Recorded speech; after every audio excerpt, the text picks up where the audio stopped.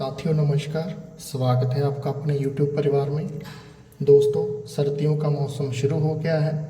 सर्द ठंडी और स्मॉग हवाओं में सांस लेने से हमारे जानवरों में लंग्स की यानी कि फेफड़ों की एलर्जी और इन्फेक्शन होती है, जिससे इनमें कफ की समस्या पैदा होती है, जैसे वे खांसते हैं और धांसते भी हैं।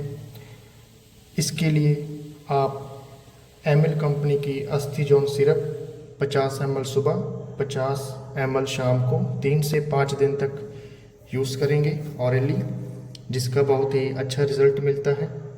और इसके साथ आप घरेलू उपचार भी कर सकते हैं, जिसमें 20 ग्राम काली मिर्च पीसी हुई, 20 ग्राम हल्दी और 50 ग्राम शहद, इन तीनों को मिलाकर सुबह शाम हम 3 दिन तक दे सकते हैं। आपका जानवर इसे अच्छे से खा भी लेगा, कोई दिक्कत नहीं होगी।